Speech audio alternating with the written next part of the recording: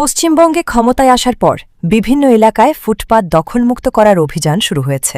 আরামবাগও তার ব্যতিক্রম নয়। আরামবাগ পুরসভার পক্ষ থেকেও ফুটপাত দখলমুক্ত করার কথা ঘোষণা করা হয়েছে। কিন্তু সামনে পুজো, ফলে শহরে বাড়তে পারে যানবাহনের চাপ, তৈরি হতে পারে তীব্র যানজট। এই পরিস্থিতিতে ফুটপাত দখলমুক্ত অভিযান কতটা কার্যকর হবে তা নিয়ে প্রশ্ন থাকছেই। অন্যদিকে আরামবাগ পুরসভা অফিস থেকে গার্লস কলেজের পিছন দিয়ে রামকৃষ্ণ সেতুর দিকে যাওয়ার বাঁধের রাস্তার অবস্থাও অত্যন্ত খারাপ।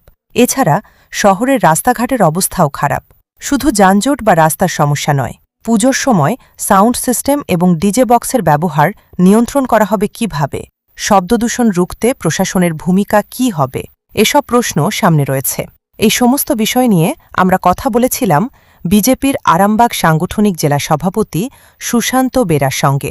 ফুটপাত দখলমুক্ত অভিযান, রাস্তার বেহাল দশা, পুজোর যানজট এবং ডিজে নিয়ন্ত্রণ, সমস্ত বিষয় নিয়ে তিনি কি জানালেন। এবার শুনুন বিজেপির আরামবাগ জেলা সভাপতি সুশান্ত বেরা কি বলছেন। বিজেপি ক্ষমতায় আসার পর বিভিন্ন জায়গায় ফুটপাত দখলমুক্ত করার একটা অভিযান ছিল। আরামবাগেও সেটা ঘোষণা হয়েছিল ফুটপাত দখলমুক্ত হবে। পুজো আসছে, তো এখনো সেভাবে ফুটপাত পরিষ্কার করা বা ফুটপাত দখলমুক্ত করা সেভাবে চোখে পড়ছে না কেন? দেখুন, ফুটপাতে যারা ব্যবসা করে খায় তারা এটা ইলিগালি আর তাদের দোকান। আর ফুটপাতের জন্য যানজট হয়, অ্যাক্সিডেন্টের চান্স আছে, বিপদ আপদের ঝুঁকি আছে। তো আমাদের সম্মানীয় বিধায়করা ঘোষণাই করেছিলেন যে ক্ষমতা আসার পর আমরা আর ফুটপাত থেকে ওনাদেরকে আর সরিয়ে অন্যত্র দেওয়া হবে। তো এনারা নজরে রেখেছেন, কথা বলেছেন, ওনাদেরকে একবার জানানো হয়েছে যে এখান থেকে তোমাদের কারবার গুটিয়ে নিয়ে আর অন্যত্র কোথাও তোমাদেরকে শিফটিং হতে হবে। কারণ এদের ব্যবসাটা পুনর্বাসনের ব্যবস্থা না করিয়ে আর ফুটপাত থেকে তোলা একটু কঠিনই আছে। সেই জন্য একটা আলোচনার ভিত্তিতে ওনাদেরকে শর্ট নোটিসে তো আর করা যাবে না, দীর্ঘদিন নোটিশ দিতে হবে। তারপর নোটিশ দেওয়ার পরেই আর সরকারের পক্ষ থেকেই ওনাদেরকে ব্যবস্থা কিছু করবে। আরামবাগের রাস্তাঘাট তো আছে, এবং আরামবাগ পল্লীশ্রী থেকে একদম এসডিও অফিস বা পৌরসভা যাওয়ার যে বাঁধের রাস্তা একবারে ভগ্নদশা হয়ে গেছে, যাতায়াতের অযোগ্য হয়ে গেছে। তো এটা কি ভাবছেন? দেখুন, এখন তো বর্ষাকাল চলছে, স্বাভাবিকভাবেই বর্ষাকালে তো আর রাস্তার কাজটা খুব একটা হয় না। বর্ষাকালে রাস্তা খারাপ হয়, তারপর থেকে শীতকাল থেকে সুন্দরভাবে আর রাস্তাকে রিপেয়ারিং করা থেকে আরম্ভ করে নতুন রাস্তাগুলো হয়। তো সেক্ষেত্রে পৌরসভায় এই সমস্ত যোজনার কাজগুলো সব চলে এসছে। একটু অপেক্ষা আমাদের করতে হবে, ধীরে ধীরে এগুলো হবে।